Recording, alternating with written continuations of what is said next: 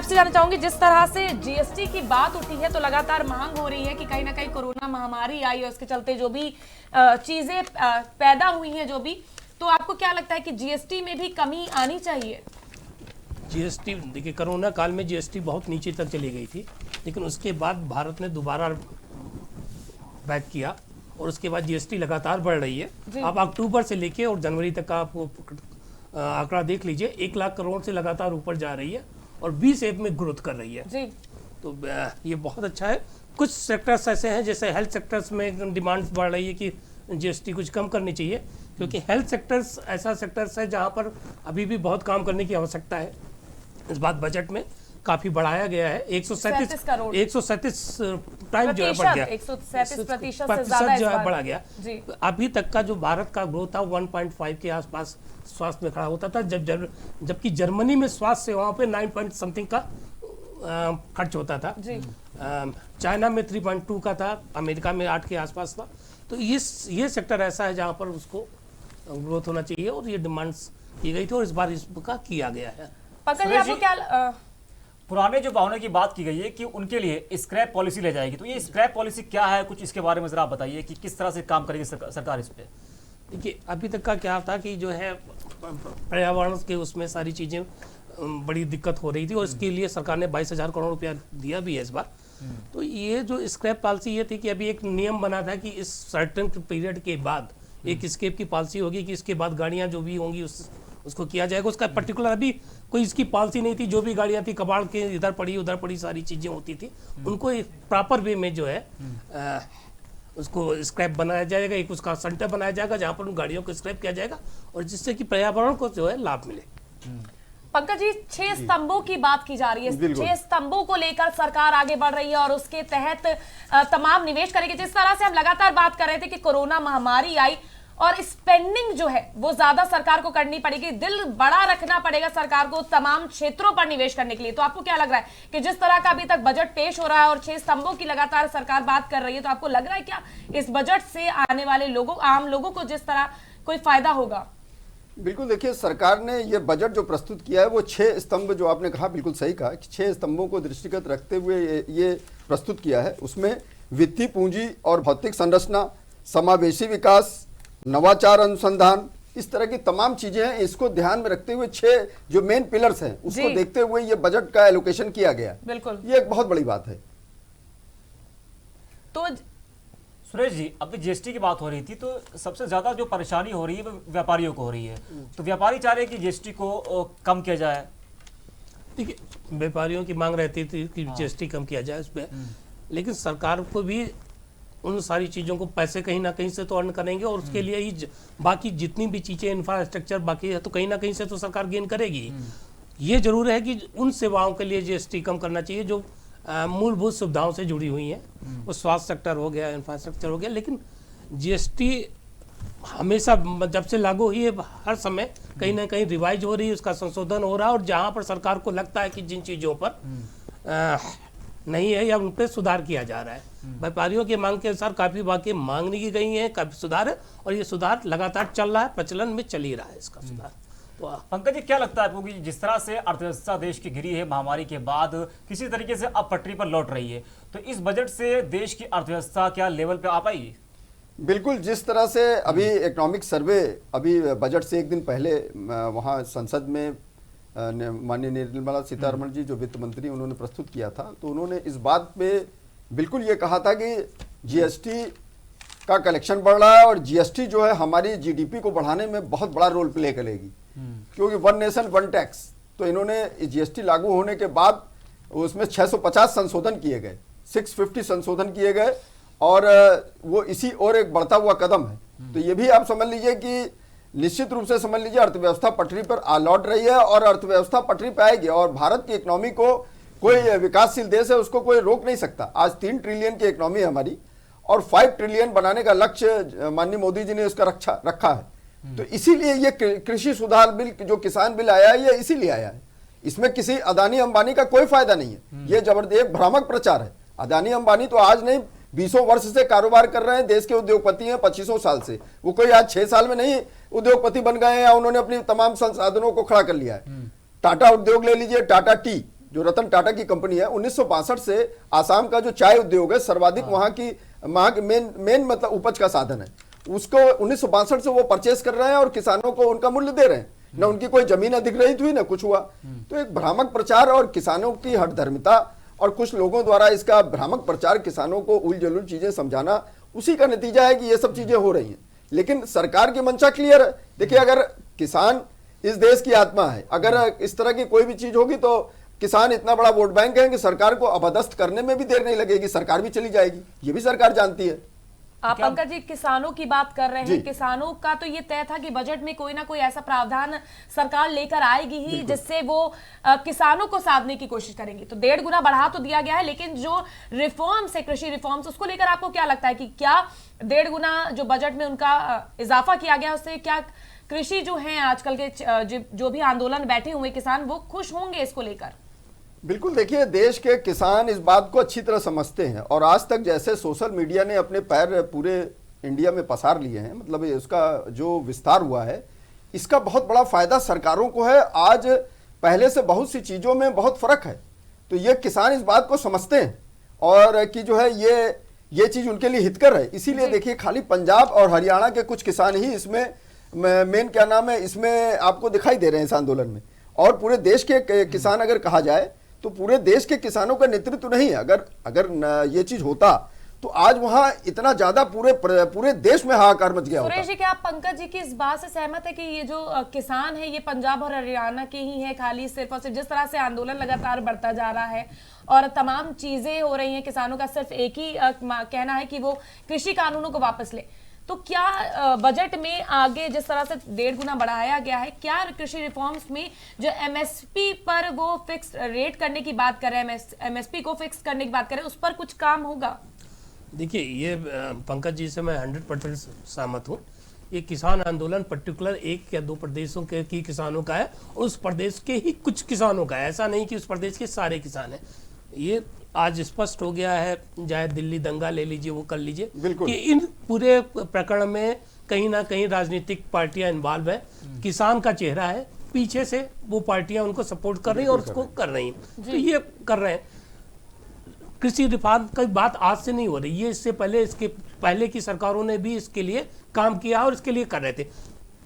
इस सरकार ने, मोदी सरकार ने उसको जो है लागू किया तो उन्हीं सारी चीज़ों के लिए उनको भड़काकर उनको करके चीज़ किया जाए।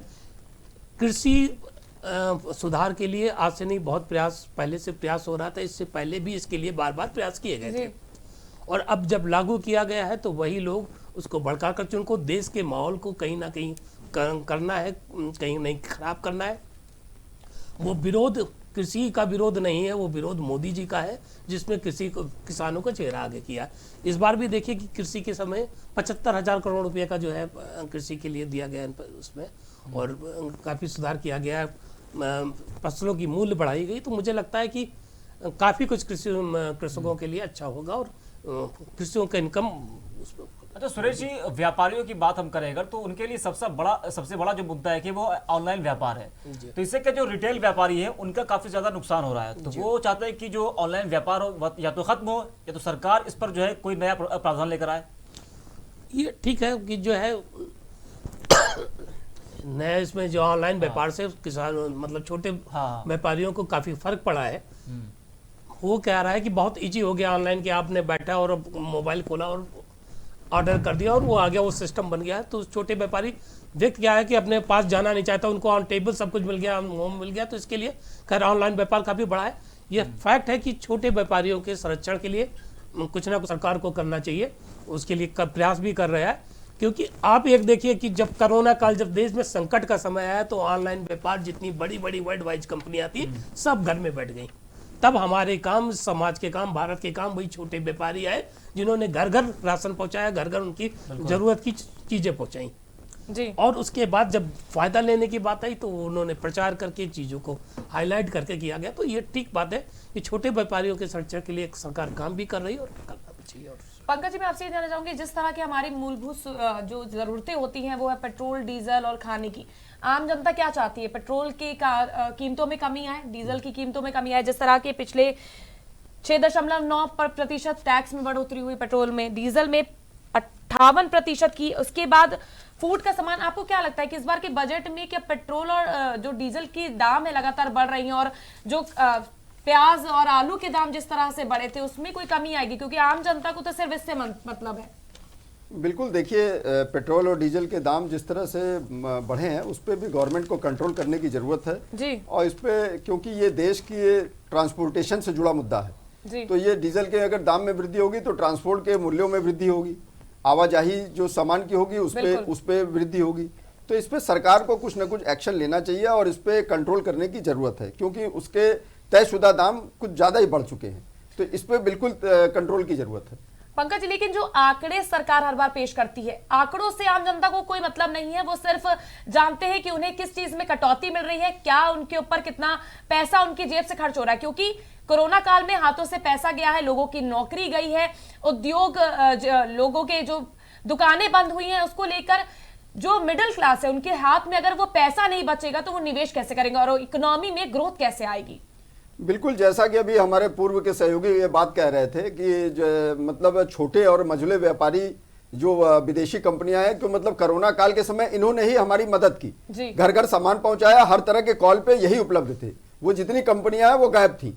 तो सरकार को कहीं ना कहीं इस पे देखना चाहिए और इन लोगों के ऊपर अंकुश लगाना चाहिए, क्योंकि पहली प्रायोरिटी उनकी होनी चाहिए। अमेजॉन का ही मैं नाम लूंगा, अमेजॉन ने तमाम देखिए इस देश से करोड़ों रुपए कमाए। तो आज हमारे देश के जो छोटे और मझले व्यापारी हैं उनको कहीं ना कहीं से इसका नुकसान है। तो ये चीज, उस पर भी सरकार को कंट्रोल करना चाहिए। ठीक है, आप एफडीआई आमंत्रित करिए, स्वागत है, लेकिन अपने देश के जो मूल व्यापारी और जो देश का समाज है, जो व्यापारी समुदाय है, उसके ऊपर विशेष फोकस रहना चाहिए, क्योंकि वो तमाम प्रोडक्ट बनाता है और ये जो बाहर की कंपनियां हैं वो देश के ही प्रोडक्ट उन्हीं से खरीद के उसको तमाम ऑनलाइन ट्रेडिंग करके उसको बेचती है। तो ये मतलब देश के व्यापार, छोटे और मझले व्यापारियों से ही या बड़े व्यापारियों से ही सामान खरीद के उनको बेचती हैं, तो उसका एक लाभ उठा रही हैं और करोड़ करोड़ का फायदा करा रही हैं। तो ये इस बात की गवर्नमेंट को इंसिस्ट करना चाहिए छोटे और मझले व्यापारियों को भी कि आप लोग अपना पोर्टल बनाइए, आप लोग अपनी चीजें बनाइए, आप लोग क्या नाम है ये ऑप्शन रखिए। अब तो हमारा देश कितना आगे बढ़ चुका है, तो आप लोग अपनी जो अमेजॉन कर सकता है तो क्या आप नहीं कर सकते?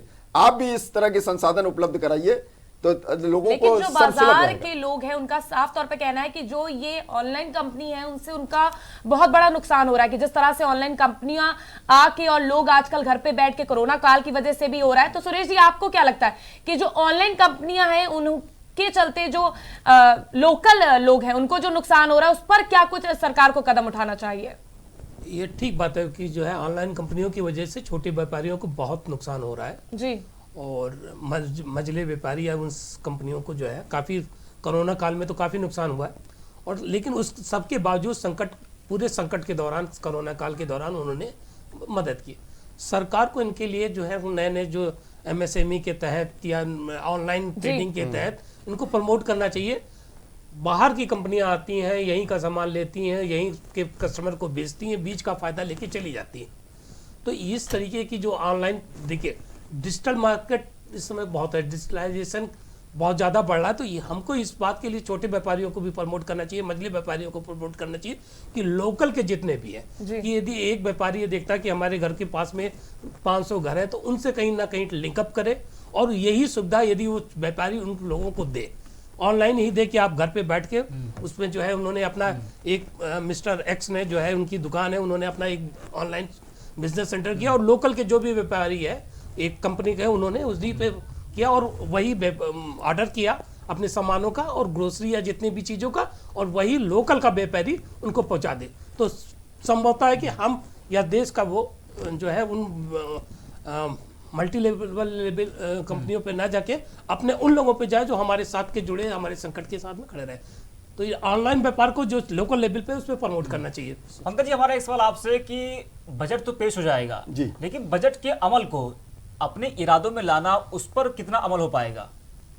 बिल्कुल, देखिए बजट देश का बजट है और बजट पे ही सारे राज्यों को एक फंड का एलोकेशन किया जाता है। उनकी चीज़ों को देखते हुए उनको साल भर के उनके बजट का प्रावधान किया जाता है और बहुत सी चीजें लागू करना केंद्र सरकार बजट का बजटीय प्रावधान कर देती है। उसके बाद उनको लागू करना राज्यों की जिम्मेदारी बनती है कि आम जनमानस से वो डायरेक्ट जुड़े रहते हैं और उनको क्या नाम है बजट का लोगों की चीजों को जन जन तक पहुंचाना, ये राज्य सरकारों की जिम्मेदारी है। तो राज्य सरकारों को जो ये बजटीय प्रावधान किए गए हैं उसकी जिम्मेदारी को समझे। अब आप ये देखिए, मैं एक छोटा सा उदाहरण आपको देता हूं कि देश के किसानों को सम्मान निधि योजना लागू की गई। हाँ। और बंगाल में आप देखिए, बंगाल में 73 लाख किसान हैं, उनको सम्मान निधि योजना का लाभ नहीं मिला। क्यों? क्योंकि वहां की सरकार कृत संकल्प नहीं थी उनके लिए। आयुष्मान योजना लागू की गई, 5 लाख तक का बीमा उनके स्वास्थ्य संबंधी चीजों के लिए, उसका भी क्या नाम है वो चीज नहीं हुई। तो ये देखिए, तो ये एक सरकारों के ऊपर है, सरकार ने तो प्रावधान कर दिया। तो जो प्रदेशों में सरकारें हैं उनकी मेन जवाबदेही बनती है कि वो इस चीज को करें। अगर वो नहीं इस चीज को लागू करेंगी तो ये चीज लागू नहीं हो पाएगी। और आप ये समझिए कि सम्मान निधि योजना जो सभी किसानों को दी गई, आज वहां के किसान उसकी डिमांड कर रहे हैं। लेकिन आज वहां की जो सरकार है, ममता बनर्जी की टीएमसी की सरकार है, उसने क्या नाम है भारत सरकार को कोई डाटा ही नहीं दिया। भाई आपको डाटा देना पड़ेगा। पीएम नरेंद्र तमाम मोदी ने चीजें भी देनी जिक्र किया था पड़ेंगी। बंगाल का, जैसे आपने बंगाल का जिक्र किया, तो पीएम नरेंद्र मोदी ने अपने भाषण में कहा भी था कि केंद्र सरकार ने बंगाल के लिए बहुत कुछ दिया, लेकिन राज्य सरकार ने उसको अमल नहीं किया। और आज भी 25,000 करोड़ जो है सड़क के लिए दिया गया बंगाल को। बिल्कुल। तो ये सरकार ने आसाम, तमिलनाडु, वेस्ट बंगाल तीनों के लिए एक बजट में ये प्रावधान वहां की रोड के लिए किया, और बंगाल के लिए विशेष तौर से 25,000 करोड़ रुपए का बजट में एलोकेशन किया गया। तो ये एक सरकार का एक वो प्रदर्शित करता है कि सरकार वहां के विकास के लिए कितना उन्मुख है। और देखिए, किसानों की अगर बात करिए तो ममता बनर्जी जी ने उसका कोई आंकड़ा ही नहीं दिया। मतलब किसानों को ना बैंक खाते उपलब्ध कराए, न किसानों की संख्या उपलब्ध कराई, न कुछ कोई चीज उपलब्ध कराई। तो सरकार कहां से पैसा देगी केंद्र सरकार? तो ये एक वहां की जो सरकारें हैं जो भी स्टेट में, ये उनकी नैतिक जिम्मेदारी बनती है कि बजट की चीजों को लागू करना।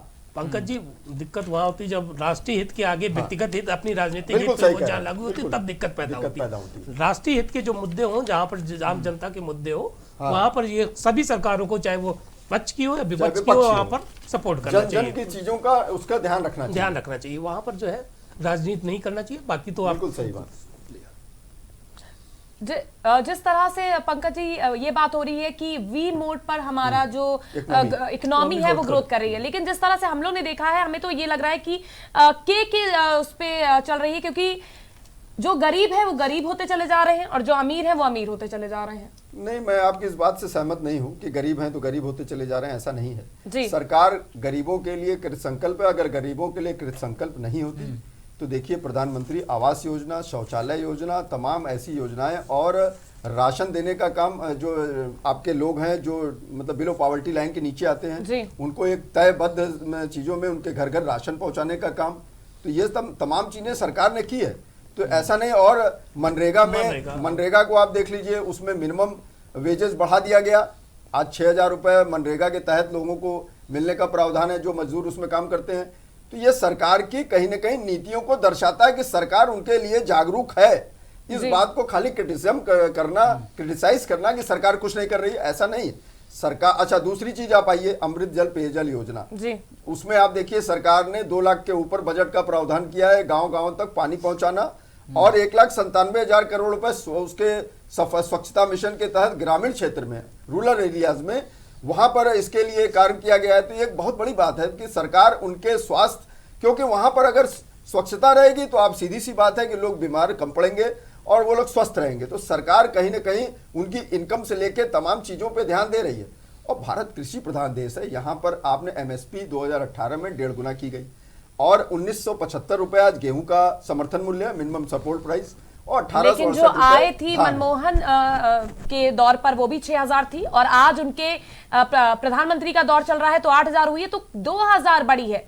आप ये भी तो देखिए आय में कितनी बढ़ोतरी हुई है किसान की। देखिए, किसान की आय दोगुना करने के लिए ये बिल लाया गया है, ये बिल लाया गया है, और सरकार ने सीधे सीधे कहा है कि अभी। लेकिन पंकज जी, इस बिल को समझाना आपको किसको है? सरकार को, किसानों को। तो उनको वो बिल समझाने में असमर्थ क्यों है सरकार? नहीं, देखिए, किसान बिल समझ रहे हैं। अभी बिहार का चुनाव हुआ, बिहार की ज्यादा से ज्यादा आबादी बहुत गरीब वर्ग से आती है, और किसान खेती किसानी करती है। तो अगर ऐसी स्थिति न रहती तो बिहार में सरकार का सुपड़ा साफ हो गया होता। किसान तो समझ रहे हैं, लेकिन वो राजनीतिक दल जो उनके पीछे है वो समझना नहीं चाह रहे। देखिए, किसान आंदोलन तब होता है या देश का पूरा सारा किसान होता है। पर्टिकुलर एक प्रदेश का यदि व्यक्ति या 2 प्रदेश के किसान ही उस आंदोलन को कर रहे हैं तो वो किसान नहीं है। किसान के पीछे राजनीति है, उस राजनीति को समझने की जरूरत है। किसानों, ये जो बिल लाया गया है, जो आपने कहा ना 6,000 से 8,000 रुपये इसके लिए दुगना करने के लिए तो ये सुधार किए गए हैं। वो कुछ राजनीतिक पार्टियां अपनी रोटियां सेकने के लिए उसको करना। भाई अभी मैंने आपको एक जिक्र बड़ा किया ऐलान था। भी हुआ है कि एयर इंडिया बेचने की बात कही गई है। तो ये एयर इंडिया जो बेचने की बात कही गई, सरकार ने ये फैसला क्यों लिया? क्या उससे सरकार को फायदा नुकसान है?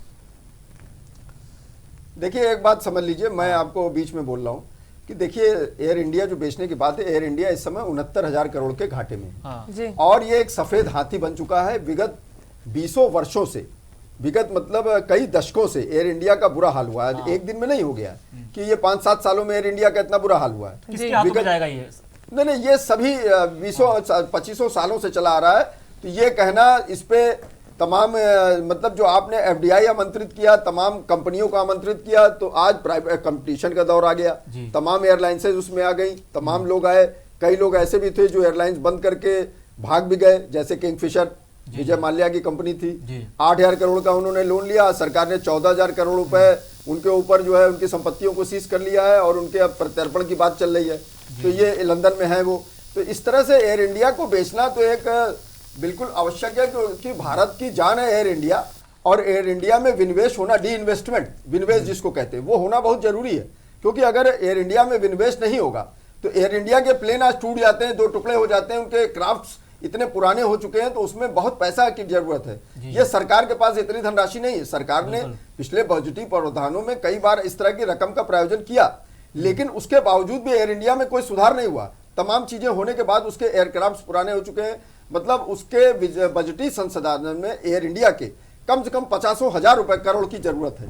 तो ये सरकार के बस का नहीं है, और सरकार बहुत वर्षों से एयर इंडिया के सुधार की बात कर रही है, लेकिन उसको नहीं कर पा रही। तो इसके लिए उसमें फॉरेन इन्वेस्टमेंट, एफडीआईज को आमंत्रित किया जा रहा है, जिसके लिए कई लोग हैं जो बड़े इसके लिए इंटरेस्टेड हैं। उसमें देश के जो एक बड़े उद्योगपति हैं रतन टाटा, उनकी वो भी जो है इसके लिए इंटरेस्टेड है। उनकी एयर एशिया के नाम से कंपनी भी है, जो इस समय प्राइवेट सिविल एविएशन डिपार्टमेंट, नागरिक उड्डयन विभाग के तहत वो उनके प्लेन चल भी रहे हैं। तो वो इसके मुख्य वो हो सकते हैं इन्वेस्टेड करने वाले एयर इंडिया के टेक ओवर के लिए। तो सुरेश जी, आपको लगता नहीं कि जिस तरह से सरकार के पास नकदी की कमी है और सरकार को फूक फूक कर कदम रखना चाहिए, और एक तो महामारी चल रही है और महामारी के दौर में बजट पेश हुआ है और बड़े बड़े ऐलान किए गए हैं, तो आपको लगता है कि जो जितने भी ऐलान किए गए हैं उसमें स्वास्थ्य जो सेक्टर है उस पर सरकार को फोकस ज़्यादा करना चाहिए? नहीं, इस बार देखिए इसी वजह से स्वास्थ्य सेक्टर पर सरकार का ज़्यादा फोकस रहा है। जितना पिछली बार था उससे 137% जो है स्वास्थ्य का बजट बढ़ाया गया है। स्वास्थ्य ऐसा सेक्टर है जिस पे भारत सबसे ज़्यादा कम कर रहा था। जो बाकी देश हैं, आप चाहे वो चीन ले लीजिए, चाहे अमेरिका ले लीजिए, चाहे जर्मनी ले लीजिए, और जहाँ पर जर्मनी पे 9% खर्च हो रहा था, भारत में केवल 1.5% खर्च हो रहा था। इस बार ये उम्मीद थी कि स्वास्थ्य सेक्टर को जो है इम्पोर्टेंस दी जाएगी, और सही है कि इस बार जो है 137% बढ़ा हुआ है। पिछली बार जो स्वास्थ्य पे खर्च हो रहा था वो लगभग 67,000 करोड़ रुपये समथिंग खर्च हो रहा था। इस बार उसको बढ़ाकर 2 लाख समथिंग किया, 2,27,000 रुपये किया गया है। तो स्वास्थ्य सेक्टर है और उसमें कभी और बहुत ज़्यादा काम करना चाहिए कि आप मध्यम वर्ग या भारत का जो जनता है स्वास्थ्य सेक्टर पे बहुत पैसे खर्च करती है, अपने ग्रोथ का, अपनी इनकम का बहुत कुछ पैसा उनका स्वास्थ्य सेक्टर और भी है सुरेश जी। देखिए आम जनमानस को सड़क, शिक्षा, स्वास्थ्य और कानून व्यवस्था, यही सरकार से मूल चीजें सरकार से आम जनमानस एक्सेप्ट करता, मतलब स्वीकार करता है कि हमको ये सुविधाएं मिले और उसके आय के संसाधन बढ़े। तो इस पे गवर्नमेंट का फोकस बहुत बड़ी अच्छी बात है कि 2,27,000 करोड़ का गवर्नमेंट ने इस पे फोकस किया है। मतलब आपके स्वास्थ्य के ऊपर जितनी स्वास्थ्य सुविधाएं बढ़ेंगी, व्यक्ति की जो है आर्थिक स्थिति सुदृढ़ होगी। जो उसमें पैसा खर्च करता था स्वास्थ्य में व्यक्तिगत पैसा, वो कम होगा। अच्छा, शेयर बाजार की जिक्र करें तो इस बजट से शेयर बाजार पर कितना असर पड़ा हुआ है? देखिए शेयर बाजार की अगर बात करें तो शेयर बाजार कोरोना काल में जब 22 मार्च को कोरोना लगा, मतलब बंदी आई, मतलब पूरे लॉकडाउन हो गया, उसके बाद से शेयर बाजार की कमर टूट गई थी और शेयर मार्केट एकदम स्लैश डाउन हो गया था। किसी देश की, किसी विकासशील देश की अगर जान कहा जाए या विकासशील देश का अगर सिनेरियो कहा जाए तो वो शेयर मार्केट ही होता है। शेयर मार्केट में आज हिंदुस्तान के 18,000 कंपनियां रजिस्टर्ड हैं और तमाम कंपनियां हैं। सरकार उनको, सभी कंपनियों को पैसा नहीं दे सकती है, कि सरकार एक बात तो समझ लीजिए कि सरकार सब कंपनियों को पैसा दे कल कारखाने लगाने के लिए, उसके लिए इतने बड़ी तादाद नहीं है। उसके लिए पब्लिक इशू का प्रावधान किया गया है, पब्लिक लिमिटेड कंपनी। तो इसलिए जो है पब्लिक की सहभागिता उसमें होती है। 51% होल्डिंग पब्लिक की रहती है, 49% होल्डिंग आम जनमानस की होती है। तो इस तरह 51% होल्डिंग पब्लिक की होती है, 49% प्रमोटर्स की होती है। तो इस तरह से ये पब्लिक लिमिटेड कंपनी के द्वारा उनके शेयर्स मार्केट में आते हैं, जिसको क्या नाम है बेचकर और मुद्रा अर्जन करते हैं और अपने कल कारखानों को, अपनी चीजों को आगे बढ़ाते हैं। अब आप शेयर बाजार की बात करिए तो आज 2.5 लाख करोड़ रुपए विगत 2.5 लाख करोड़ डॉलर का इन्वेस्टमेंट इंडिया के शेयर मार्केट में अप्रैल से लेके दिसंबर तक हो चुका है। ये एक बहुत बड़ी बात है कि एफडीआई का पूरा रुझान, मतलब डाउ जोन्स है आपके अमेरिका का मार्केट है और भी तमाम कंट्रियों में शेयर मार्केट है, वहां को छोड़ के मतलब लोगों ने यहाँ पर सुरक्षित मार्केट देखते हुए इंडिया के मार्केट में इन्वेस्ट किया। ये बहुत बड़ी बात है कि इंडिया के मार्केट में इतनी बड़ी तादाद में इन्वेस्टमेंट हुआ और अभी हो भी रहा है। क्यों? क्योंकि वैक्सीनेशन यहाँ पे आ गया। अभी बहुत से कंट्री वैक्सीन नहीं बना पाए, भारत में तीसरी वैक्सीन आने की तैयारी चल रही है। और दूसरी बात की यहाँ की वैक्सीन बहुत सस्ती है, कि सर्वसुलभ है। तो ये भी एक भारत की शक्ति को प्रदर्शित करता है। और जैसा कि कहा गया है कि 2030 में भारत विश्व की सबसे बड़ी इकोनॉमी बनेगा, ये एक्सपेक्टेशन तमाम देशों का है। सुरेश जी, इंफ्रास्ट्रक्चर एसेट्स को मोनेटाइज किया जा रहा है और इस पर बात की जा रही, तो आपको क्या लगता है कि मैं फिर आऊंगी मुद्दे पर रोजगारी की ही, क्योंकि मुद्दा इस समय यही सबसे बड़ा है। हम बाकी क्षेत्रों पर तो जा रहे हैं, लेकिन सब पे इन्वेस्ट करना और इंफ्रास्ट्रक्चर पर स्पेंडिंग ज्यादा बढ़ाने से क्या लोगों को रोजगार प्राप्त होगा, क्या नौकरियां मिलेंगी? बिल्कुल सही बात है। देखिए, नौकरियां इंफ्रास्ट्रक्चर से कई चीजें जुड़ी हैं। जब आप कोई चीज डेवलपमेंट होता है तो नेचुरली उसके लिए मैन पावर की जरूरत होती है, मानव संसाधन की जरूरत होती है। और जब कोई चीज डेवलप होगा तो व्यक्ति तो इन्वॉल्व होगा ही है। और इसके लिए सरकार ने केवल लार्ज स्केल पे स्किल डेवलपमेंट की योजना चलाई है। जो हमारे लेबर जो थे, अनट्रेंड थे, असंगठित थे, उनको संगठित किया जा रहा है। और स्किल डेवलपमेंट के तहत जो भी हर जिले वाइज उनको स्किल, जिस क्षेत्र में उनकी इंटरेस्ट है, जिस क्षेत्र में स्किल डेवलपमेंट किया जा रहा है और उससे जोड़ा जा रहा है। यदि वो लेबर है तो लेबर क्लास से क्या है, मजदूर, यदि वो मिस्त्री का काम करता है, यदि वो ऑटो का काम करता है, तो जिस क्षेत्र से उसको स्किल डेवलपमेंट किया जा रहा है और इंफ्रास्ट्रक्चर डेवलपमेंट के साथ जोड़ा जा रहा है। जिस तरीके से बिल्डिंग मटेरियल ले लीजिए, आप रियल एस्टेट ले लीजिए। रियल एस्टेट में केवल बिल्डिंग यदि बनती तो खाली उससे व्यक्ति को फायदा नहीं, तो मजदूर को फायदा होता है, मिस्त्री को फायदा होता है, सीमेंट उद्योग को फायदा होता है, सरिया उद्योग को फायदा होता है। तो उससे जब भी जैसे जैसे उसका डेवलपमेंट होता है, उससे जो सराउंडिंग्स लोग होते हैं उसका डेवलपमेंट होता है। और जितनी तेज ये इंफ्रास्ट्रक्चर डेवलप होगा, रोजगार में उतना ही कमी आएगी। लेकिन जिस तरह से कोरोना काल में प्रवासी मजदूर गए और उनकी नौकरियां गई और वो अब लौटने को तैयार नहीं, क्योंकि उन्होंने इस तरह की कठिनाइयों का सामना करा कि उस दौरान कि उन्हें पैदल अपने घर जाना पड़ा, तो वो वापस लौटने नहीं। तो सरकार के लिए कहीं एक ये कड़ी चुनौती नहीं है कि उन्हें वापस पटरी पर लाना और नौकरियां प्रदान कराना? देखिए, उत्तर देश का सबसे बड़ा राज्य उत्तर प्रदेश है। उत्तर प्रदेश की आबादी 24 करोड़ जी। और उत्तर प्रदेश से तमाम ऐसे मजदूर दूसरे प्रदेशों में रोजगार सृजन के लिए, रोजगार के लिए गए कि उनकी आय बढ़े, और इसके लिए वो गए जी। लेकिन वहां पर कोरोना काल में कल कारखाने बंद हो जाने से, तमाम चीजें बंद हो जाने से वो उत्तर प्रदेश वापस आने पे बाध्य हुए जी। और उत्तर प्रदेश वापस आ गए। और उसके बाद उत्तर प्रदेश की सरकार ने एक प्रवासी डाटा बन तैयार करवाया, उद्योग जिला उद्योग जो केंद्र है वहां पर DICs में, और प्रवासी डाटा बनवा के उनको रोजगार देने का काम, उनके रोजगार सृजन के लिए तमाम योजनाएं चलाने का काम किया कि ये फिर वापस उन प्रदेशों में न जाए। उसका नतीजा क्या हुआ कि उन प्रदेशों में आज लेबर का संकट हो गया है। वो लोग उनको वापस बुला रहे हैं, क्योंकि उस समय तो उन्होंने उनकी अनदेखी कर दी। उनको तमाम वो लोग काफी दिन रुके भी रहे और अनदेखी की। उनको कोरोना काल में न कोई मतलब कोई संसाधन उपलब्ध कराए, न खाद्यान्न उपलब्ध कराया। उसके कारण उनको लौट के अपने राज्यों को वापस आना पड़ा। तो ये सरकार ने इस तरह की चीजें किया है कि ये चीज की जो, और दूसरी बात मैं कहना चाहूंगा, 12 लाख लोग आज क्या नाम है इसमें आपके ईटा भट्टा उद्योग में सृजित है, जो कोरोना काल में उत्तर प्रदेश में 1200 से ऊपर रजिस्टर्ड भट्टे हैं और कई लाख लोग इससे मतलब इसमें कार्यरत हैं। वो प्रदेश छोड़ के नहीं गए और ना उनका कहीं वो गया। उन्होंने कोरोना काल में बखूबी इस काम को किया और इस काम को करते रहे। तो ये भी एक बहुत बड़ी बात है कि मतलब ये उत्तर प्रदेश सरकार की उपलब्धि कही जाएगी कि उसने जाने नहीं दिया। सुरेश जी, एक बड़ा ऐलान हुआ है, वित्त मंत्री ने बड़ा ऐलान किया है कि जो 75 साल से ज्यादा के जो बुजुर्ग हैं उन्हें इनकम टैक्स नहीं देना पड़ेगा इस बार।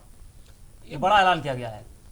ये बहुत एक स्वागत योग्य कदम है कि जब एक उस 75 साल की उम्र के बाद उसको एक आर्थिक सिक्योरिटी की जरूरत होती है, आर्थिक संरक्षण की जरूरत होती है, और सरकार द्वारा ये किया गया, तो इसका मैं स्वागत करता हूँ। और ये उन लोगों के लिए बहुत सपोर्ट्स का काम है। वित्त मंत्री ने नमन भी किया है सीनियर सिटीजन को। बिल्कुल, ये एक सर्टेन पीरियड के बाद जिन्होंने 75 साल देश में अपने रोजगार में जिन्होंने सेवा दी है, तो सरकार का ये दायित्व भी है उनकी सुरक्षा के लिए करे, और ऐसा किया गया। तो ये पंकज जी, वित्त मंत्री के इस फैसले को आप कैसे देखते हैं?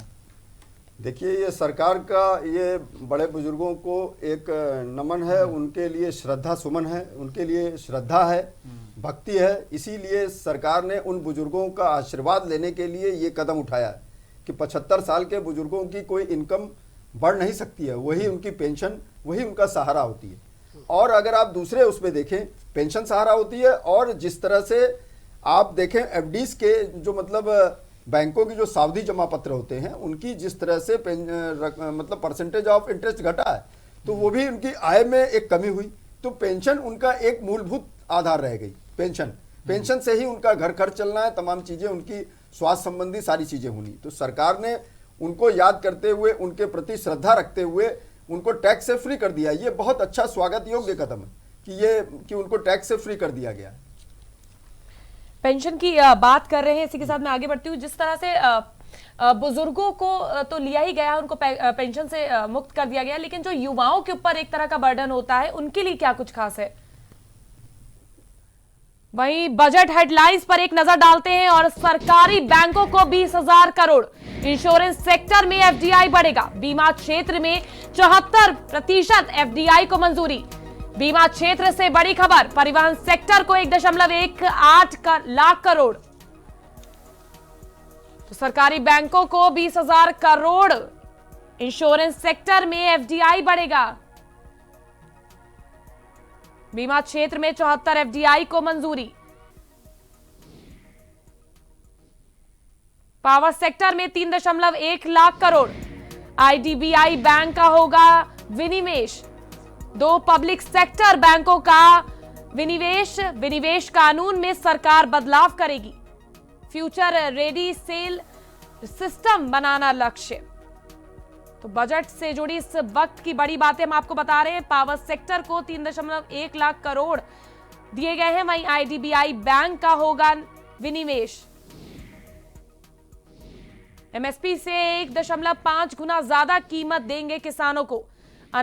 अनाज खरीद का काम तेजी से चल रहा है, किसानों को 75,000 करोड़। किसान कल्याण के लिए सरकार प्रतिबद्ध। पशुपालन डेयरी के लिए 40,000 करोड़। तो एमएसपी में भी इस बार 1.5 गुना ज्यादा कीमत किसानों को दी जाएगी। अनाज खरीद का काम भी तेजी से चल रहा है, किसानों को 75,000 करोड़ की धनराशि भी प्राप्त की जाएगी। वही सिंचाई के लिए 5,000 करोड़ सरकार देगी। 5 फिशिंग हब बनाएगी सरकार। 1 नेशन 1 राशन कार्ड को मंजूरी। 758 एकलव्य स्कूल बनेंगे। 100 नए सैनिक स्कूल बनेंगे। तो सिंचाई के लिए भी 5,000 करोड़ सरकार के द्वारा दिए गए हैं। वहीं 5 फिशिंग हब बनाए जाएंगे। 1 नेशन 1 राशन कार्ड को भी मंजूरी दे दी गई है। लेह में केंद्रीय विश्वविद्यालय बनेगा। 15,000 सरकारी स्कूल बेहतर होंगे। 4 करोड़ दलित छात्रों को स्कॉलरशिप देगी सरकार। दिसंबर में मानव रहित Gaganyaan future ready rail system बनाया लक्ष्य।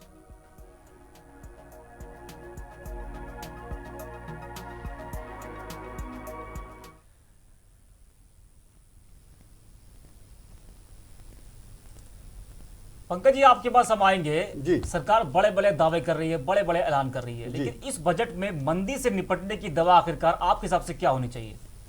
देखिए, मंदी से निपटने की जो व्यवस्था है वो देश के उद्योगपति, जो मतलब कल कारखाने और तमाम इंडस्ट्रियलिस्ट और तमाम जो उद्योग हैं वो हैं, और इस देश के मझले और छोटे व्यापारी, जो आम जनमानस तक जिनकी पहुंच होती है। तो ये अमेजॉन जैसी कंपनियों पे रोक होनी चाहिए जो विदेशों से आके और यहाँ इस देश के छोटे और मझले व्यापारियों को दरकिनार करते हुए एक मोटी रकम लेके चली जा रही हैं, करोड़ों करोड़ रुपए, और और हमारे देश के ही व्यापारियों से वो सामान खरीदती हैं और बहुत कम दर पे, और उसके बाद उसको मोटी रकम पे बेच के वो इस तरह का कृत्य कर रही हैं। तो इस पे रोक की जरूरत है और सरकार को चाहिए कि ठीक है आप एफडीआई लाइए, लेकिन इस तरह के लोगों पे रोक लगनी चाहिए और छोटे और मझले व्यापारियों पे विशेष फोकस होना चाहिए कि उनकी आय बढ़े, उनके संसाधन बढ़े, तो निश्चित रूप से भारत की जीडीपी में बहुत वृद्धि होगी और तमाम चीजें बढ़ेगी और जीएसटी कलेक्शन भी इतना ज्यादा बढ़ेगा, जीएसटी कलेक्शन भी इतना ज्यादा बढ़ेगा कि उसको कोई रोक नहीं सकता। इसी का नतीजा है कि देखिए आज 1,30,000 करोड़ रुपए लास्ट मंथ में जीएसटी कलेक्शन था, वस्तु एवं सेवा कर, गुड सर्विस टैक्स। तो ये एक बहुत बड़ी उपलब्धि है। तो सरकार को इस और छोटे और मझले व्यापारियों को देखते हुए अगर देश की इकोनॉमी को आगे ले जाना है, देश में कल कारखानों और तमाम चीजों के संसाधनों को बढ़ाना होगा और तमाम चीजें करनी होगी सरकार को। और दूसरी चीज जो विनिवेस्टमेंट का प्लान सरकार ने बनाया है, जैसे कि बहुत से डी इन्वेस्टमेंट मतलब विनिवेश का प्लान सरकार ने बनाया है, तो बहुत से पीएसयूज ऐसे हैं जो मतलब घाटे में चल रहे हैं और वर्षों से घाटे में चल रहे हैं, तो उनका डी इन्वेस्टमेंट होना जरूरी है। तो ये भी सरकार के लिए एक वो है, क्योंकि देखिए बजटी घाटा 1,30,000 करोड़ रुपए था जो बजटी घाटा कहा जाए, वो अब घट के 83,000 करोड़ रह गया। तो वो भी एक बहुत बड़ी चुनौती है सरकार के लिए। और ये पीएसयूज को बेचना, जो मतलब बेचने का मतलब कि मॉनिटरिंग तो सरकार की रहेगी, लेकिन उसमें पब्लिक की सहभागिता, जैसे एलआईसी की बात करते हैं तो एलआईसी में का आईपीओ आने वाला है, पब्लिक इशू आने वाला है, पब्लिक का उसमें उसकी लिस्टिंग हो जाएगी मार्केट में और पब्लिक उसमें पैसा इन्वेस्ट करेगी। एलआईसी देश की बीमा कंपनियों में एक बड़ा मतलब बड़ी इंश्योरेंस फैक्टर की कंपनी है और आईआरडीए के द्वारा गवर्न होने के कारण तमाम इंश्योरेंस सेक्टर में तमाम चीजें हैं, तमाम मतलब प्लेयर्स हैं जो कंपनियां हैं। सरकार ने उसी को देखते हुए 74% एफडीआई की अनुमति दी है। तो ये भी ठीक है, इस मतलब देश की इकोनॉमी को किसी तरह से येन केन प्रकार देश की इकोनॉमी को आगे बढ़ाना और युवाओं को राष्ट्र की शक्ति बनाना। सुरेश जी, हमारा सवाल आपसे एक है कि जिस तरह से किसानों को जो संसाधन है जो उसमें टैक्स लगता है, तो क्या सरकार को किसानों के लिए जो है उन टैक्स को कम करना चाहिए ताकि उनको राहत मिल सके? ठीक है, जो भी टैक्स किसानों का होता है, एक तो देखिए कि जो भी कृषि उपज होता है उस पर टैक्स नहीं लगता है, लेकिन उसके बाद जो इससे रिलेटेड बिजनेस है उन पे सरकार टैक्स लेती है। आप उसके लिए जो है टैक्स, ठीक है, किसानों की उन्नत के लिए या कृषकों की उन्नत के लिए टैक्स की एक लिमिट होनी चाहिए। उनके टैक्स व्यापारिक उसमें नहीं होना चाहिए। उनका यदि टैक्स लगता भी है तो बहुत नॉमिनल होना चाहिए, उसको जो है जनरल टैक्स से नहीं जोड़ना चाहिए।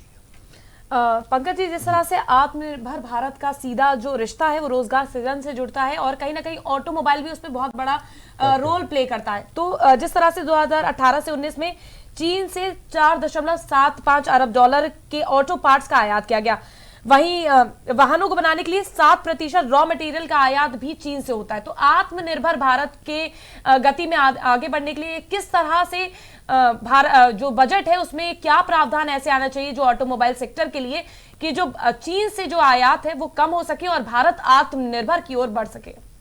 बिल्कुल, देखिए जो आपने जैसा बताया कि सरकार ने देखिए अभी चाइना के तमाम ऐप और चाइना की तमाम जो कंपनियां यहाँ देश में इन्वेस्ट कर रही थी और तमाम जगहों पे उनकी वो बनी हुई थी घुसपैठ, उसको सरकार ने एकदम बैन कर दिया है और तमाम जगह उनके कॉन्ट्रैक्ट कैंसिल कर दिए।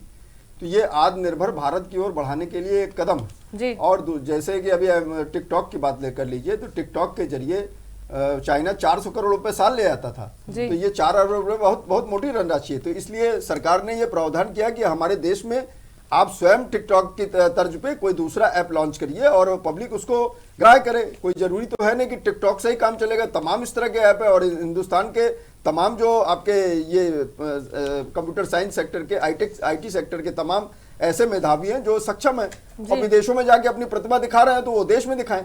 और दूसरी चीज जो आपने कहा कि सरकार का मेन फोकस है इंपोर्ट को कम करना। जी बिल्कुल, कि इंपोर्ट कम हो, इंपोर्ट कम होगा तभी इसमें वृद्धि आएगी। और जैसे कि आपने ऑटो सेक्टर की बात की, 4.8% 7% जो है वहां से तमाम चीजों का इंपोर्ट हुआ चाइना से, तो इसको कम करना सरकार के लिए एक बहुत बड़ा चुनौती है। और सरकार को चाहिए कि ऑटोमोबाइल सेक्टर हमारा बहुत बड़ा सेक्टर है और पब्लिक से रिलेटेड सेक्टर है, तो इसमें आपको इसको खत्म करना चाहिए कि ज़्यादा से ज़्यादा उद्योग कल कारखाने इसमें लगे, मतलब तमाम ये जो पार्ट्स हैं इसको बनाने के लिए, और हम निर्यात करने की ओर अग्रसर हो, मतलब हम एक्सपोर्ट करें उसका, कि हम और देशों को, बल्कि न कि इंपोर्ट करें। तो इस बात पे फोकस करने की जरूरत है। सुरेश जी, जिस तरह से ऑटोमोबाइल की मैंने बात करी, उस तरह से मोबाइल मैन्युफैक्चरिंग भी और तमाम सेक्टर्स है जहां पर चीन के पार्ट्स का निर्यात वहां पर इंपोर्ट किया जाता है, उसके बाद हम उसको यूज करते हैं। लेकिन आत्मनिर्भर भारत के बाद एक ना एक दौर पर जहां कोरोना आया, उसके चलते लोग निर्यात करने लग गए भारत में ही पार्ट्स को। तो मांग है कि 3 स्लैब बनने चाहिए। उद्योग संगठन की मांग की जा रही है तैयार माल को स्टैंडर्ड स्लैब में रखा जाए, इसे कच्चे माल पर शुल्क का सबसे कम स्लैब में रखा जाए, यानी कच्चे माल पर आयात शुल्क घटे और तैयार माल पर इसे बढ़ाया जाए। तो क्या इसको लेकर भी सरकार कुछ ना कुछ बजट में पेश कर सकती है? देखिए, ठीक है, ये इस समय सरकार का फोकस भी वोकल फॉर लोकल है जी। देखिए, आत्मनिर्भर भारत का तभी सबसे ज्यादा विकास होगा जब हम सब मिलकर अपने लोकल माल को वरीयता देंगे। और इस सारे सेक्टर्स पे काम हो रहा है, सरकार भी और उसमें भी। देखिए, कोरोना काल जैसे सरकार कहती है कि जो है आपका आपदा एक अवसर में बदल दो। कोरोना काल ने जहाँ पर इतना हमें नुकसान किया है, उसके साथ एक अवसर भी प्रदान किया है। और आज एक पूरे भारत में एक मूव चली हुई है, एक मूवमेंट चला हुआ है कि वोकल फॉर लोकल का है। तो ये जितने भी सेक्टर्स आप गिना रहे हैं, इसके लिए सबके लिए प्रयास हो रहा है। आप इसके खिलौने के सेक्टर्स को ले लीजिए, इसमें बनाया गया कितना पैसा, कितने हजार करोड़ रुपए का मार्केट थी जो चाइना या बाकी लोग था, भारत का केवल 1 या 2% इसमें वो था। अभी वो चीज़ किया गया, आत्मनिर्भर किया गया। इसी तरीके से बाकी जो भी सेक्टर्स हैं जो आपने बताया, इस पे काम हो रहा है। और जैसे जैसे इस पे होगा, हम अपने लोकल्स को प्रमोट करेंगे, तो उन सारी चीज़ों, हमारी जो निर्भरता वर्ल्ड वाइड है उस पर कम होगी और उसका विकास होगा। अच्छा सुरेश जी, जो अभी ये ऐलान किया गया कि जो 3 साल जो पुराने टैक्स के मामले हैं वो नहीं खोले जाएंगे, तो ये ऐसा क्या फैसला लिया गया है, इसमें क्या कुछ है? देखिए, होता क्या है कि जो सेक्टर्स होता है, बेसिकली व्यापारी वर्ग या जो भी टैक्स देता है, उसमें होता क्या है कि वो उन मामलों में ज़्यादा उलझा रहता है, जो उसके पीछे उसकी एनर्जी का एक काफ़ी कुछ पार्ट उन सारी चीज़ों में उलझा रहता था, और एक मेंटल प्रेशर्स रहता था। उसको रिलैक्स करने के लिए, उसको करने के लिए कि उसका जो भी उस तरीके के बहुत पुराने मामले हैं उनको सेटल डाउन किया जाएगा, उसको ख़त्म किया जाएगा 3 साल के बाद। पंकज जी, लगातार हर साल बजट पेश होता है, लेकिन समस्या देश की जो है वो जस की तसी रहती है। क्या आपको लगता है कि जितना बजट में ऐलान होता है उतना ज़्यादा नहीं हो पाता है? देखिए, नहीं, ऐसा नहीं है। इस बात को आप नकार नहीं सकते हैं। और बजट में जो एलोकेशन किए जाते हैं, जो बजटीय प्रावधान किए जाते हैं, वो उसको लागू करना प्रदेश सरकारों की मुख्य जिम्मेदारी होती है, और इसकी मॉनिटरिंग करना केंद्र सरकार की जिम्मेदारी होती है कि अगर आपने बजटीय प्रावधान किए तो वो योजनाएं वहाँ उस प्रदेश में लागू हो रही हैं कि नहीं हो रही हैं, उसमें क्या हो रहा है। चाहे सरकार आपकी केंद्र में बैठी सरकार की सहयोगी सरकार हो, चाहे विपक्ष की सरकार हो, जो भी सरकार हो, तो सरकार जवाबदेही, केंद्र सरकार उसके लिए जवाबदेह होती है। केंद्र सरकार को उसके लिए जो प्रदेश की सरकारें हैं उनसे जवाबदेही करनी चाहिए, और ये पूछना चाहिए कि इन प्रावधानों के करने के बावजूद इसकी प्रगति क्या है। आपने तो पैसा उसके लिए सैंक्शन कर दिया, आपका फंड पास भी हो गया, तो अब उसके वो पैसा खर्च हुआ कि नहीं हुआ, इसको देखना और इसके लिए कमेटी बना के वहां पर धरातल पर उसका वेरिफिकेशन कराना, ये भी केंद्र सरकार की जिम्मेदारी है। तो ये एक बहुत बड़ी केंद्र सरकार की जिम्मेदारी बनती है कि वो तमाम अपनी योजनाओं को ग्रास लेवल के लोगों तक पहुंच रही है कि नहीं पहुंच रही है, इसका ध्यान करना केंद्र सरकार की जिम्मेदारी है। कि मतलब वहां से एक कमेटी जाए उन तमाम राज्यों में और इस बात की देखे कि ग्रास लेवल पे, चाहे उनकी सरकार भी जहां पे हो, वहां भी जाए और इस बात को देखे कि जनता को, आम जनमानस को इसका लाभ मिल रहा है कि नहीं। सुरेश जी, एक बड़ा ऐलान किया गया है वित्त मंत्री की तरफ से, जो कि मोबाइल जो फोन है वो महंगे हो सकते हैं और मोबाइल फोन के जो कुछ पार्ट्स हैं वो टैक्स के दायरे में आ सकते हैं। अभी तक का जितना मोबाइल्स का जितने भी सामान आ रहे थे वो चाइना से ही आ रहे थे, और चाइना का था क्या कि जो है वो अपने सामान कहीं ना कहीं भारतीय बाजार में पार्ट दे रहा था, भर दे रहा था, जिससे लोकल जो भी ये मोबाइल का बाजार था वो कम हो रहा था। अभी क्या हो रहा है कि ये काफ़ी कुछ भारत में ही बनने लगा है और इसमें मैन्युफैक्चरिंग कास्ट बढ़ रही, थोड़ा सा हो रहा है, तो मोबाइल एक सेक्टर है, इस वजह से इसमें चूंकि चाइना का वो बैकअप खत्म हुआ है, इस वजह से इसमें कुछ इंक्रीज हो सकता है इसका। वो पार्ट जो पैसा जो सामान आना बंद हो गया है, रॉ मटेरियल बंद हो गया है, चाइना की सप्लाई बंद हो गई है, तो भारत में जो निर्माण हो रहा है उसकी वजह से कुछ टैक्सेस हो रहा है, और उसके साथ साथ जो चाइना से सामान आ भी रहा है उस पर टैक्सेस की बढ़ोतरी की वजह से भी इसमें बढ़ने के आसार है। अच्छा पंकज जी, पीएम आत्मनिर्भर स्वास्थ्य योजना शुरू करने की बात कही गई, तो इस योजना से कितना कुछ लाभ मिलेगा स्वास्थ्य सेक्टर को? देखिए, स्वास्थ्य सेक्टर पे बहुत ध्यान देने की जरूरत है और सरकार ने इसी पे फोकस करते हुए 2,27,000 करोड़ का एलोकेशन बजट में किया है। तो ये भारत की जनता को, जन जन को स्वास्थ्य सुविधा मिले और आम नागरिक स्वस्थ रहे, दुरुस्त रहे, उसका परिवार स्वस्थ रहे, तो ये एक बहुत बड़ी उपलब्धि है। और इसीलिए देखिए, आज पहली बार एक बहुत अच्छी चीज इस सरकार में रही कि लोगों को, बच्चों को स्कूल में तमाम ऐसे ड्रॉप पिलाए गए, तमाम चीज़ों को दिया गया कि जिनसे उनके पेट में कीड़े न बने, तमाम जर्म्स को मतलब डीएक्टिवेट करने के लिए तमाम ऐसे एक अभियान चला के तमाम ऐसी चीज़ें दी गई।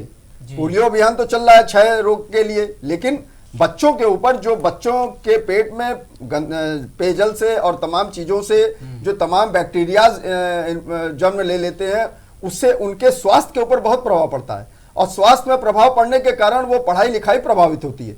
तो सरकार ने इस ओर विशेष ध्यान दिया है, तो ये काम चल रहा है। और जैसा कि अमृत जल पेयजल योजना चलाई जा रही है, उसके लिए पूरे हिंदुस्तान में एक पायलट प्रोजेक्ट के तहत सब जगह गांव-गांव तक, क्या नाम, देश के 6 लाख गांव हैं, 6 लाख गांवों में ये प्रोजेक्ट चलाने की का चल रहा है कि सबको शुद्ध पेयजल उपलब्ध हो सके। तो ये भी एक बहुत बड़ी उपलब्धि है। तो सरकार का फोकस लोगों के स्वास्थ्य के ऊपर बहुत बड़ा है। और जैसा कि बताया गया है कि अभी 2022 तक 75 मेडिकल कॉलेज पूरे भारत में बन के तैयार हो जाएंगे, वो स्टार्ट हो जाएंगे। उससे डॉक्टर्स का भी एक बहुत बड़ा जाल और डॉक्टरों की एक बहुत बड़ी तादाद उपलब्ध होगी, क्योंकि हम लोग, हमारे घर के आम बच्चे और सभी जनमानस के बच्चे अपनी प्रतिभाओं को दिखाते हुए उसमें एडमिशन लेंगे, और वो सरकारी कॉलेजेस होंगे, 75 मेडिकल कॉलेज। तो इसके लिए वो निर्माण उसका जारी है और 2022 में कंप्लीट हो जाएगा। तो ये कहीं ना कहीं से आप देखिए तो ये स्वास्थ्य सुविधाओं को बढ़ाने के लिए ही सरकार द्वारा प्रयास किया जा रहा है। इसीलिए देखिए 2,27,000 करोड़ पिछले बजट से 137% की वृद्धि हुई है बजट में। ये एक बहुत बड़ी बात है। तो मध्यम वर्गीय के लिए कोई बड़ा बदलाव नहीं किया गया है पंकज जी। इस बार भी मध्यम वर्ग टकटकी लगाए बैठा हुआ था और यही इंतजार कर रहा था कि इस बार के बजट में कुछ तो खास आएगा मध्यम वर्ग के लिए। जिस तरह से कोरोना की मार पड़ी, अर्थव्यवस्था चरमरा गई, उसके बाद मध्यम वर्ग यही इंतजार कर रहा था कि जो उनकी कमर टूट गई है कोरोना की वजह से, वो कहीं ना कहीं इस बजट के चलते थोड़ी सीधी होगी, लेकिन कोई बदलाव नहीं किया गया। देखिए, पिछले साल ही, अभी पिछले बजट में ही 2.5 लाख से 5 लाख तक की तय आय सीमा पे ये प्रावधान सरकार ने किया। इनकम टैक्स में ये बदलाव किया कि 5 लाख तक कोई टैक्स नहीं, 5 लाख की आय तक। तो ये मध्यम वर्ग को एक बड़ी राहत देने वाला काम था। लेकिन इस साल पब्लिक को, ये आम जनमानस को ये उम्मीद थी कि धारा 80C इसमें बदलाव होगा, जिसके तहत आम मध्यम वर्गीयों को छूट मिलती है। वो उसकी तय सीमा 1.5 लाख से 2.5 लाख की जाएगी। हालांकि अभी बजटीय भाषण चल रहा है, हो सकता है कि आगे ये भी डिक्लेयर हो 1.5 लाख से 2.5 लाख। भाषण खत्म हो चुका है और उसमें मिडिल क्लास के लिए किसी तरह की कोई राहत नहीं गई है। सुरेश जी, आपको क्या लगता है? इंतजार कर रहे थे लोग कि किसी तरह से पटरी पर आएगा जीवन, महंगाई कम होगी, प्याज आलू के दाम जो बढ़ रहे हैं, पेट्रोल डीजल की कीमतों में जो बढ़ोतरी हो रही है, उसमें कुछ ना कुछ कमी सरकार देगी, एक और नजर उनकी ओर भी फेरेगी, लेकिन सरकार की नजरें मिडिल क्लास के ऊपर नहीं गई। देखिए, जैसा कि पंकज जी ने कहा कि अभी पिछली बजट में ही मध्यम वर्गों के लिए काम किया गया है और 2.5 लाख से 5 लाख किया गया, एक बड़ी लगभग दूना कर दिया गया है। तो ये मध्यम वर्ग के लिए जो है बहुत बड़ा उसका था।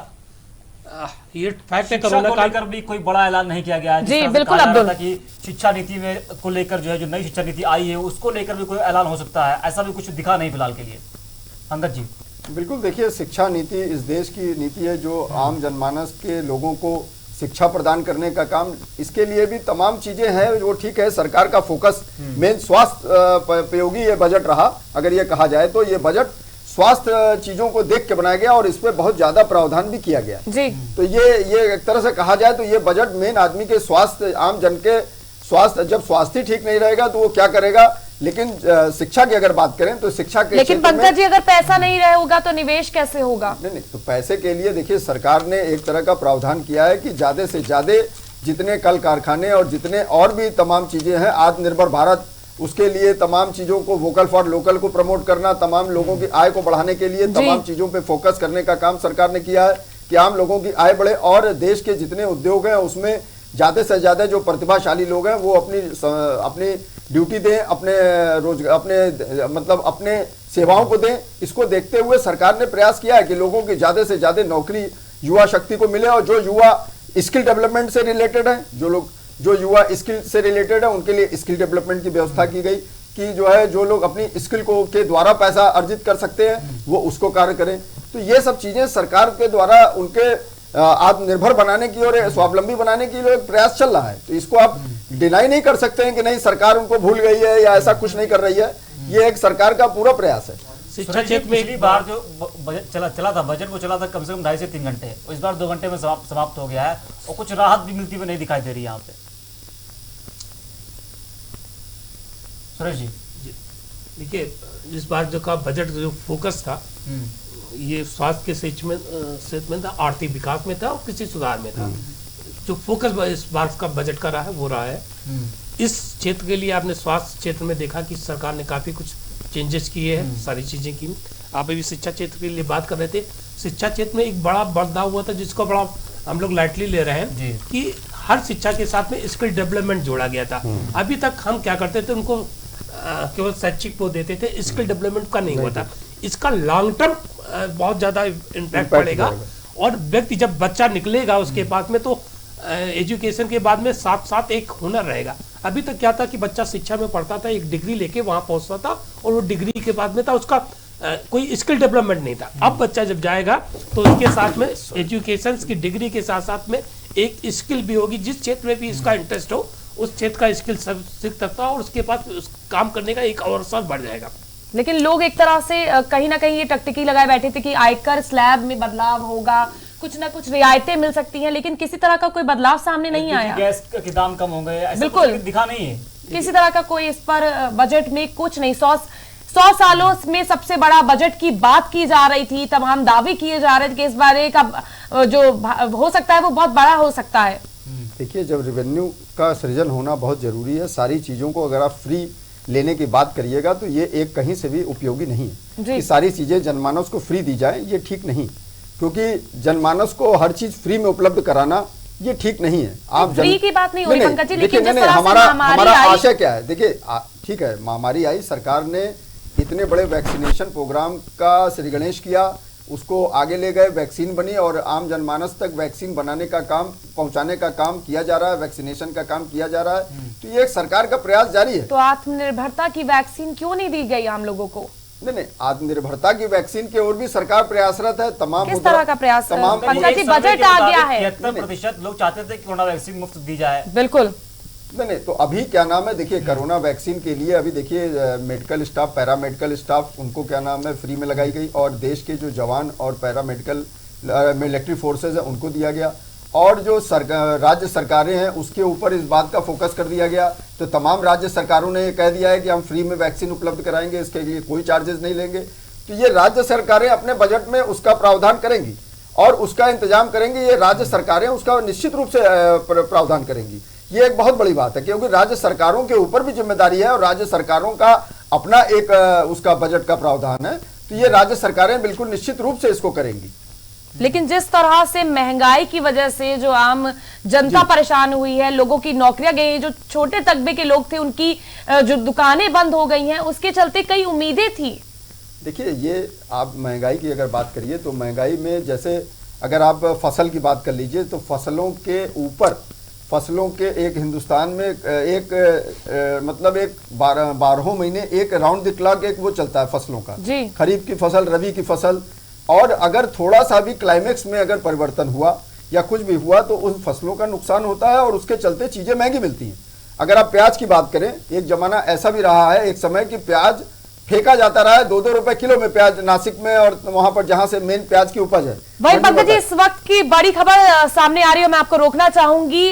संसद की कार्रवाई स्थगित कर दी गई है। इस वक्त की बड़ी खबर, संसद की कार्रवाई स्थगित, मंगलवार तक लोकसभा स्थगित। इस वक्त की बड़ी खबर, सदन की कार्रवाई स्थगित कर दी गई है। मंगलवार तक लोकसभा स्थगित रहेगी। तो पंकज जी, मैं आपसे पूछूंगी, स्थगित कर दी गई है कार्रवाई, और जिस तरह से अनुमान लगाया जा रहा था कि इस बार के बजट में बहुत कुछ खास हो सकता है, बहुत चीजों की रियायतें मिल सकती हैं, कई क्षेत्रों में स्पेंडिंग बढ़ाएगी सरकार, लेकिन जिस तरह से बजट सामने आया उसके बाद आम जनता को तो निराशा हुई, क्योंकि मिडिल क्लास हर बार उसी को सबसे ज्यादा परेशानियों का सामना करना पड़ता है, लेकिन बजट में उसके लिए कुछ नहीं।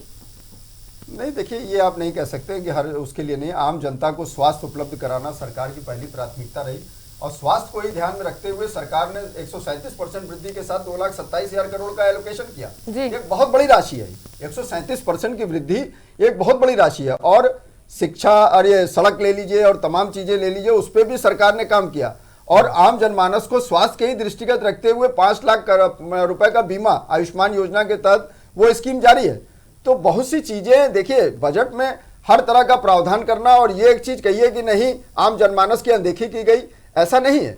सारी चीजें, जो भी चीजें बजट में आ रही हैं वो आम जनमानस के लिए ही आ रही हैं। वो किसके लिए? इस देश की जनता के लिए हैं। जो भी चीजें आ रही हैं वो देश की जनता के लिए ही जन उपयोगी चीजें आ रही हैं। तो एक ये बहुत बड़ा मतलब सरकार का फोकस स्वास्थ्य के ऊपर मेन केंद्रित रहा, क्योंकि कोरोना जैसी वैश्विक बीमारी के समय जिस तरह का संकट हमारे देश की जनता ने झेला, तो वो एक बहुत बड़ी चीज रही। वो तो ठीक है कि इस देश की के अन्नदाता की देन कह लीजिए, किसानों की देन कर लीजिए, कि जो उपज वो उगाता है और जिसका सेवन करने से, जिसको ग्राह्य करने से हमारी इम्यूनिटी पावर मजबूत रहती है। इसीलिए कोरोना ऐसे चीजें हमारे देश के आम नागरिकों को 1 करोड़ लोग से ऊपर लोग भले इसमें क्या नाम है आपके कोरोना से प्रभावित रहे, लेकिन क्या नाम है उसके बावजूद 1.5 लाख से 1,54,000 लगभग मौतें हुई।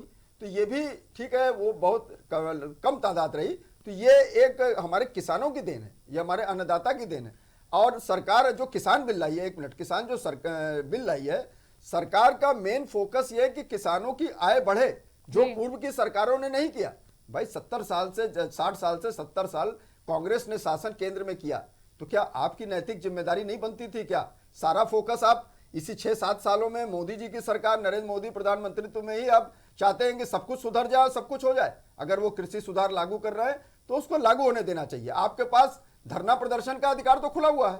अभी सरकार 4 साल लेनी है, और सरकार अगर कह रही है कि 4 इसकी कमेटी बना देते हैं और 1.5 साल तक इस कानून को पोस्टपोन कर देते हैं, तो इसमें क्या बुराई है?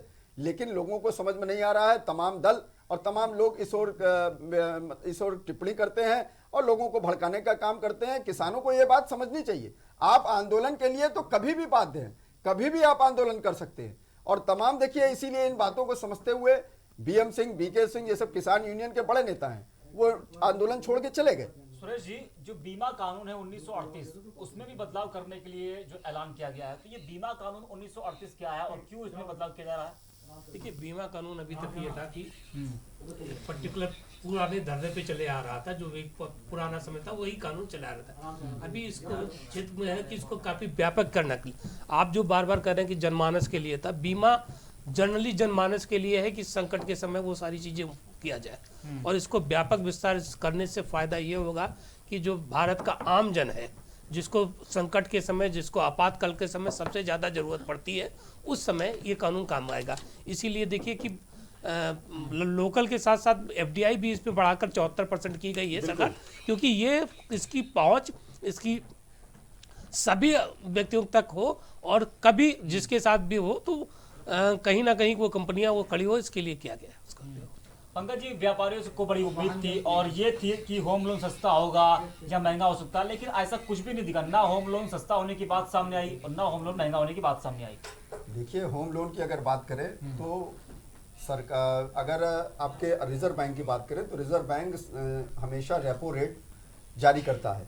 तो रिजर्व बैंक ने इस बार रेपो रेट में कोई ज़्यादा वृद्धि नहीं की है। और सवाल यह है कि जो अगर देखा जाए होम लोन की बात, तो होम लोन आज बहुत कम रेट पे तमाम सरकारी बैंक और जो मुख्य HDFC कह लीजिए या और भी कई जो प्राइवेट सेक्टर के बैंक हैं, वो क्या नाम है होम लोन बहुत कम इंटरेस्ट पे दे रहे हैं। पहले हम लोगों को याद है कि आज से कई साल पहले 9.5% 10.5% तक लोन चलता था, आज वो घट के 6.5 7.5% तक आ गया है। तो लोगों को ऐसा नहीं है, तो उसमें जो चीजें देखिए सुचारू चल रही है उसका बजटीय प्रावधान नहीं होना चाहिए, उसमें और रिलैक्सेशन, क्योंकि देखिए पैसा जब तक नहीं आएगा, रेवेन्यू कलेक्शन नहीं आएगा, तब तक ये चीजें, बहुत सी चीजें देश में सुधार नहीं हो सकते हैं। हालांकि सरकार को इनकम टैक्स में और बदलाव करने चाहिए थे कि उसको और सरल बनाना चाहिए था कि जो आज 4.25% लोग इनकम टैक्स देते हैं वो बढ़ के 20% हो जाए। उसको सरकार ने नहीं किया, उसके स्लैब में और ज्यादा रिलैक्स करने की जरूरत थी कि उससे जो है ज्यादा से ज्यादा लोग इनकम टैक्स का पेमेंट करें। सुरेश जी, सोना चांदी और लोहा जो है ये सब सामान सस्ता हुआ है, लोगों की उम्मीद थी कि कुछ थोड़ा सस्ता हमको सामान सरकार की तरफ से मिले, तो ये सोना चांदी में जो है तो कुछ सरकार ने राहत दी है। देखिए हाँ, स्टील के दाम जो आपने अभी जो पहले डिस्कस हुआ था कि इंफ्रास्ट्रक्चर में जो है स्टील का बड़ा रोल होता है, इससे रिलेटेड काम है। और आप बाजार को देखें तो इसके दाम काफी इंक्रीज कर रहे थे क्योंकि रॉ मटेरियल नहीं मिल रहा था इन सारी चीजें से, और जिससे ये पूरा सेक्टर जो है इंफ्रास्ट्रक्चर का सेक्टर प्रभावित हो रहा था। इसलिए सरकार ने स्टील में करके जो है काफी अच्छा काम किया है और देश के विकास में, उसमें इंफ्रास्ट्रक्चर के विकास में इसका काफी सहयोग रहेगा। लेकिन दूसरी चीज सोना चांदी का दाम भी देखिए कि सोने के दाम लगातार बढ़ते जा रहे हैं। आज मैं कहीं पढ़ रहा था शायद 56,000 रुपये में हो गया है सोना, तो उसमें भी करके ठीक किया है, उसको एक लिमिट में लाया गया तो अच्छा है। पंकज जी, अभी आप हमारे सहयोगी से बात कर रहे थे और आप कहीं ना कहीं होम लोन की बात कर रहे थे, तो जिस तरह से रियल एस्टेट की भागीदारी जो आत्मनिर्भर भारत और हमारी अर्थव्यवस्था पर है वो 8% की आती है, तो रियल एस्टेट में भी भारी छूट की उम्मीद जताए लोग बैठे हुए थे कि कहीं ना कहीं होम लोन में छूट मिलेगी, जिससे जो लोग हैं वो होम लोन लेने के लिए आगे बढ़ेंगे, रियल एस्टेट को एक ना एक आगे राह मिलेगी। तो आपको क्या लगता है, रियल एस्टेट के लिए भी बजट में कुछ नहीं आया?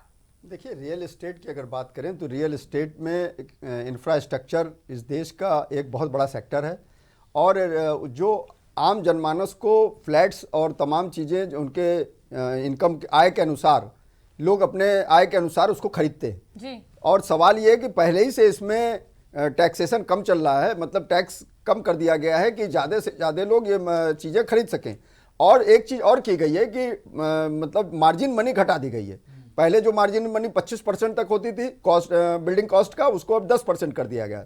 दूसरा दिक्कत और जो क्या है इंफ्रा सेक्टर में, जब से नोटबंदी हुई, नोटबंदी 1 नवंबर 2016 के बाद देश में नंबर 2 की रकम, मतलब ब्लैक मनी का ट्रांजैक्शन रुक गया।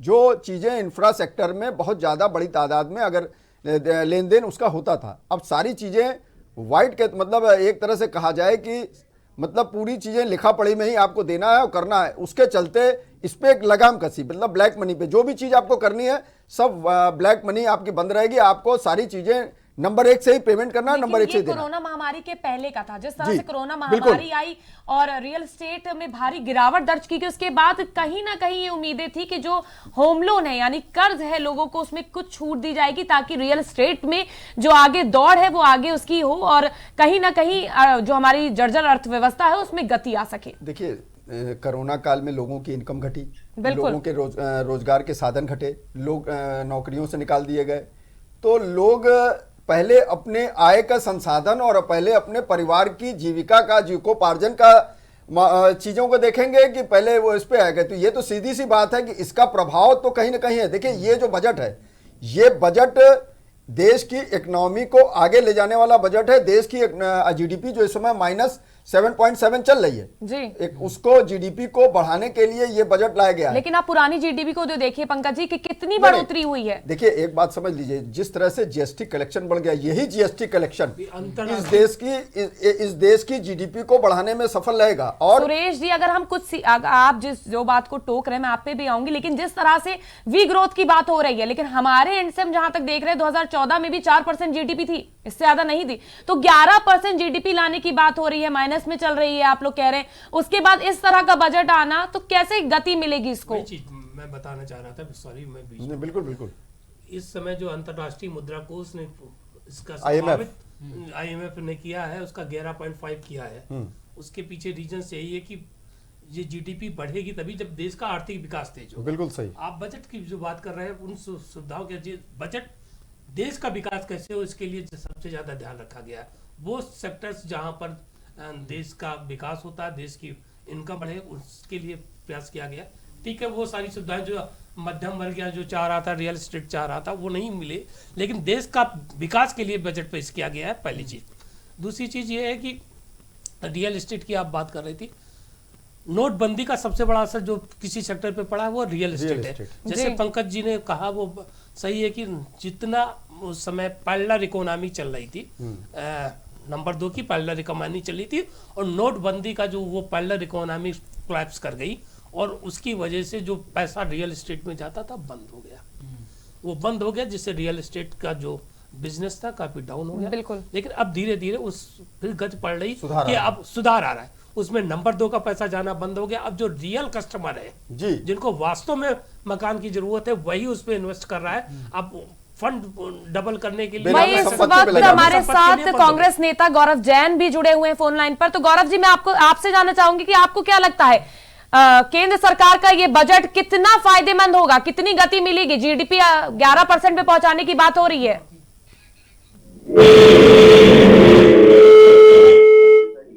जो 2017 में हमने देखा, जो 18 में देखा, जो 19 में देखा, और जो हम अभी देख रहे हैं, जितना हमारे जीडीपी के असर पड़ा, आप देखिए 5 ट्रिलियन की बात कर रहे हैं। आज पे नए आंकड़े दिए थे, नए टारगेट दिए थे, लेकिन धरातल पे कोई भी चीज होने वाली नहीं है। और हम ये पहले भी देख चुके हैं, जो 5 ट्रिलियन इकोनॉमी की बात थी उसके लिए 14% चाहिए था, आज वो बढ़ के 22% हो गया। और हम बात कर रहे हैं 11% की।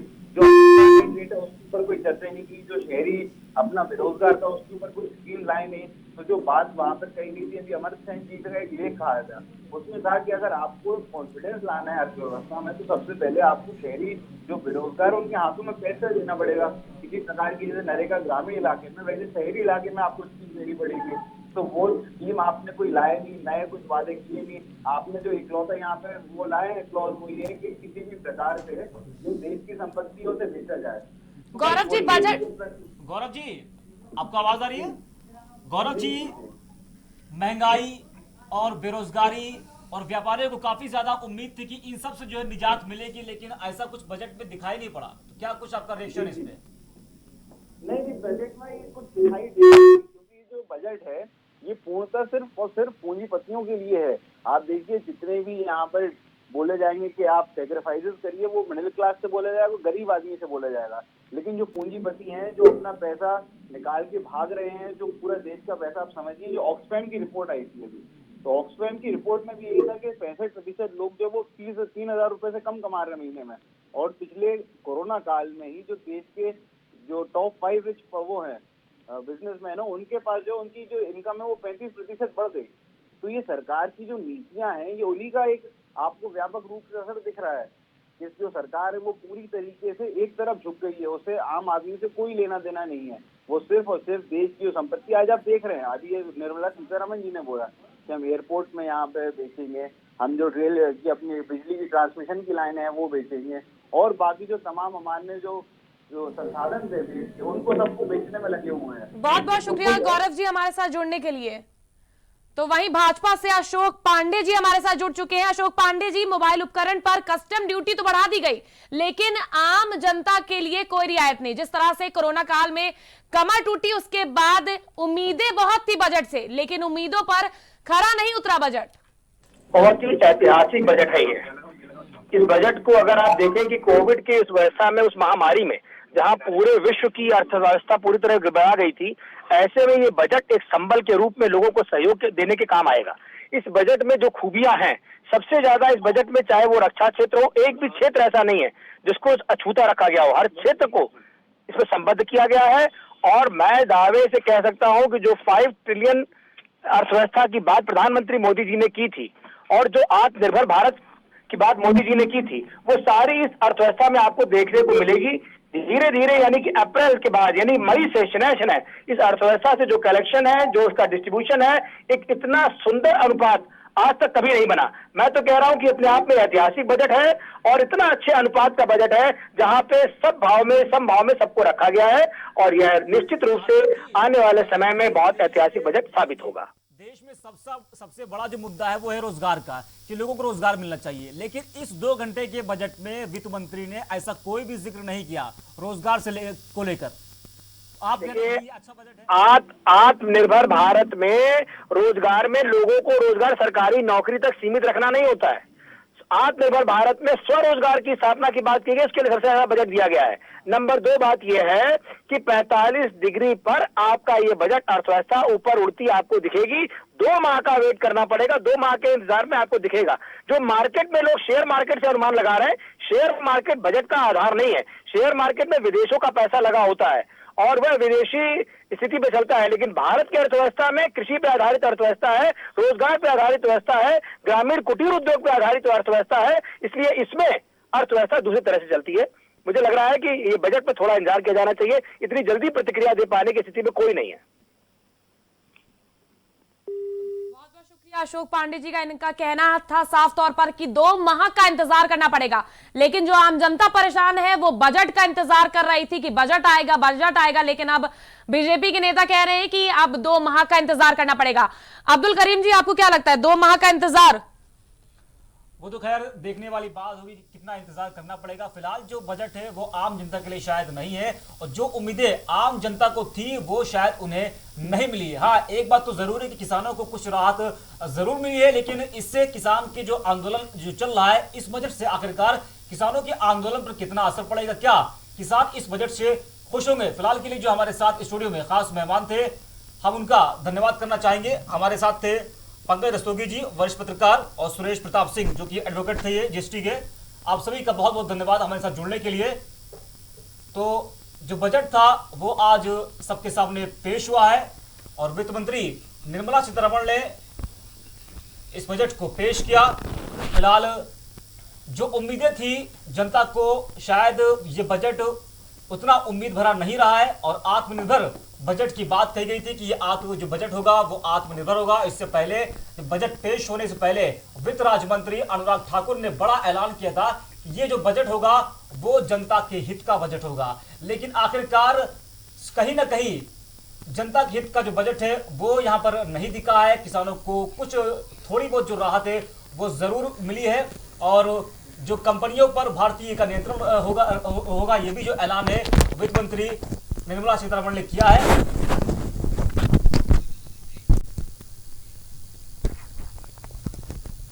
महाबजट जो है देश का वो आज पेश किया गया है, और इस महाबजट में बहुत बड़े बड़े ऐलान किए गए हैं आखिरकार। लेकिन सवाल अब यही उठता है कि बजट तो हर साल पेश होते हैं, लेकिन उन बजट पर अमल कितना होता है, और सरकार क्या जो ऐलान करती है बजट में वो उतना जो है दे पाती है जनता को, जिस तरह से जो है आज ऐलान किया गया है, और जनता कहीं ना कहीं इससे नाखुश जरूर है। फिलहाल के लिए वक्त हो गया छोटे ब्रेक के बाद जल्द हाजिर होंगे।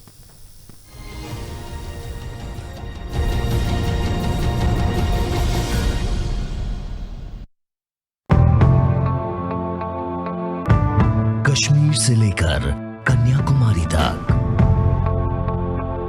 गुजरात से लेकर अरुणाचल तक,